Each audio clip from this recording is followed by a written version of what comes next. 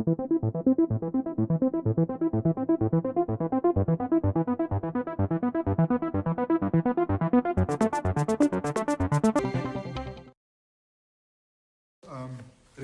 the Pakistan foreign minister's remarks about the SAARC summit.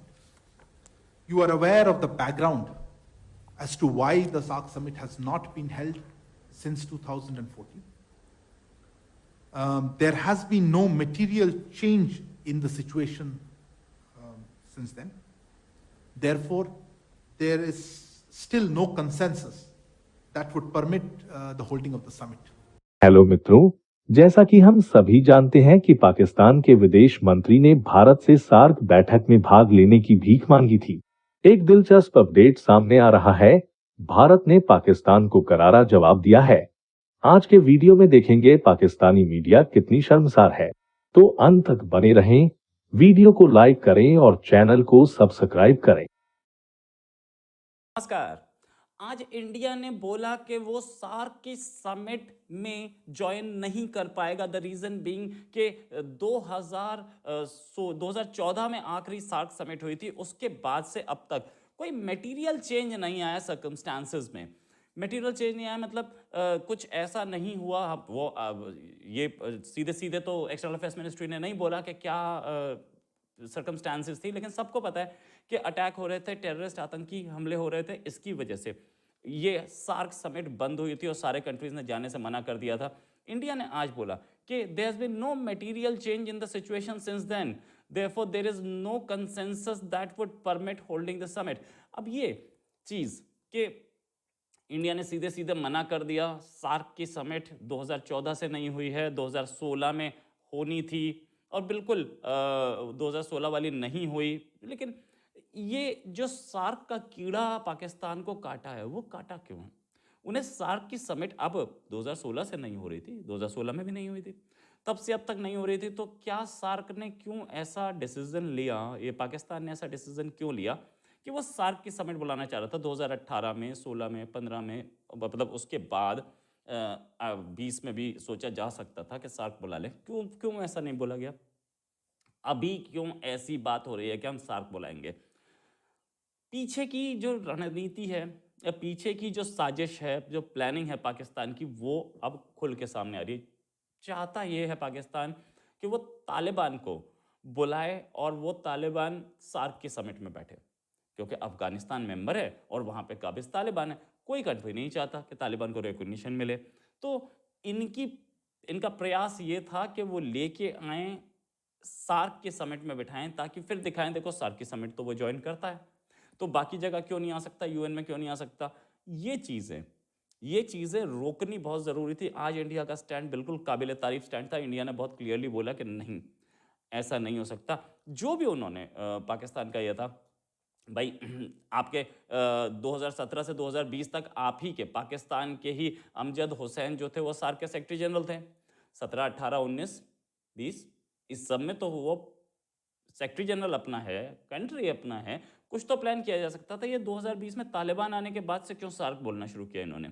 इनकी कोशिश ये है कि ये इंटरनेशनल फोरम्स पे निकालें तालिबान को और रिकॉग्निशन दिलवाएं। हालांकि खुद ही अपने सैनिक मार रहा है तालिबान, बॉर्डर पे फेंसिंग इनकी उठा के फेंक रहा है, सब कुछ कर रहा है इनके खिलाफ, और लेकिन इनका प्यार खत्म नहीं हो रहा तालिबान से। पता नहीं क्यों इनका प्यार नहीं खत्म हो रहा, या कुछ और रीज़न है, या ये एक बड़ी साजिश है कि हमने ये दिखाएं कि तालिबान तो हमारे भी खिलाफ काम कर रहा है, तालिबान तो हमारे ही लोग मार रहा है। ये लोग ऐसा भी कर देते हैं, अपने आदमी मरवा सकते हैं। क्या है गेम और कहां से ये गेम हो रहा है, किसी को नहीं पता है। मेजर एस्पेक्ट यहां पर ये है, Pakistan as a country is not respected by the SAARC members. अगर इंडिया को पाकिस्तान के साथ में किसी भी मल्टीलैटरल फोरम पे, बायलैटरल तो होता ही नहीं है, छोड़ दीजिए उसको, मल्टीलैटरल फोरम पे अगर बॉयकॉट करना होता, साइडलाइन होता, तो और बहुत सारे ऐसे फोरम्स हैं जहां पर इंडिया और पाकिस्तान साथ में आते हैं। इंडिया वहां पर मना कर सकता था, नहीं करता है। इट्स वेरी क्लियर कि बाकी कंट्रीज नहीं देखते हैं, इंडिया के पार्टिसिपेशन के बिना वो डिफॉल्ट डिसफंक्शन हो जाता है, और थीम वही है। आप शाह महमूद कुरैशी जी का मैं आपको पूरे डिस्कशन का एक क्रक्स बताता हूं। ये एक जो ढोल नगाड़े बजाए जा रहे हैं ना पाकिस्तान गवर्नमेंट द्वारा, ये आपकी आवाम को भटकाने के लिए और ये बताने के लिए कि इंडिया की तरफ पॉइंट आउट करो, इंडिया की तरफ देखो, वो हमें दबा रहा है। बॉस, ये नरेशन आप कितने दिन चलाएंगे? आवाम को समझ में आएगा कि आपने जो अपना काम करना है ना वो कीजिए। वो हम अपना काम नहीं कर सकते, हम गरीबी नहीं हटा सकते, हम लोन नहीं कम कर सकते, क्योंकि सब चीज की वजह है इंडिया देखो। कुछ और पूछा, कश्मीर देखो।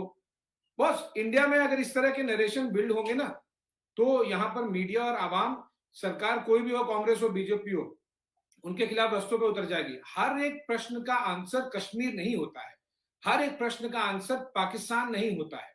It's as simple as that.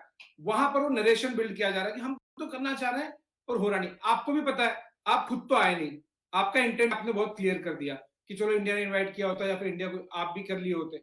आप कर नहीं रहे हो। एक आध दो साल वाली बात आ लिया, आप देखिए कितने साल हो गए, 3-4 साल हो गए। इंडिया छोड़िए, एफएटीएफ से आप ग्रेड लिस्ट से बाहर ही नहीं आ पा रहे। जब एफएटीएफ की प्रेसिडेंसी आपके ऑल वेदर एलाय चाइना के पास रहती है तब भी नहीं बाहर आ पाते, यूएस के पास रहती है तब भी नहीं बाहर आ पाते, जर्मनी के पास रहती है तब भी नहीं बाहर आ पाते हो। तो there is a systematic issue there and you have to address it. आप वो एड्रेस कीजिए, आ जाएंगे। सार्क छोड़िए, बायलैटरल भी शुरू हो जाएगा। जी, ये जो आपने अभी बात की ना कि उसका जो है प्रश्न का वो जो आप रिप्लाई की बात करें, मसला पता क्या है? कि अब आ रहे हैं आगे इलेक्शन। तो वैसे तो खैर हमारा एक कौमी नारा होता ही है, ये जो हम बात करते हैं भारत और कश्मीर, लेकिन जब इलेक्शन होते हैं तो हुकूमतों का सबसे बड़ा नारा ही ये होता है, इसी स्लोगन पर वोट लिए जाते हैं। ये तो बहरहाल पता ही है हमें, हम जानते ही हैं। अच्छा, ये जो आप बात कर रहे हैं दहशतगर्दी की, तो देखिए अगर हम देखें आशीष जी, पिछले कुछ अरसे में मसलन ये है कि एलओसी पर जो सीज फायर हुआ तो काफी अरसे तक दोनों तरफ से बड़ी अमन रहा, पीसफुल एक माहौल रहा। तो इस सिचुएशन में अगर हम देखें तो इस एक साल में हम देख रहे हैं कि दहशतगर्दी एज सच, यानी ये कि जिस तरह कुछ चंद वाकयात पहले करीबी माजी में पास्ट में हो चुके हैं, वैसा कुछ नहीं हुआ। तो क्या आप समझते हैं ऐसा ही, या आप समझते हैं कि नहीं, वो जो एक क्योंकि एक इशू है जो चलता चला आ रहा है, जो कि भारत सवाल उठाता रहता है, तो उसी के ऊपर जो है ये स्टैंड है अभी तक? I didn't get the last part of the question. जी, मैं ये कहना चाह रही हूँ कि जो अब अगर फर्ज कीजिए कि जिस तरह एलओसी पर दोनों तरफ से एक जो एग्रीमेंट हुआ कि दोनों तरफ से नहीं किया जाएगा, वो रहा, अच्छा माहौल रहा, तो आप समझते हैं कि अब कुछ सिचुएशन बेहतर है, या आप समझ रहे हैं कि नहीं क्योंकि एक स्टैंड वही है पहले वाला, तो उसी के ऊपर यही फैसले किए जाएं? एलएसी तो इशू नहीं है ना Alia. LAC in the sense, I don't mean the LAC पर से।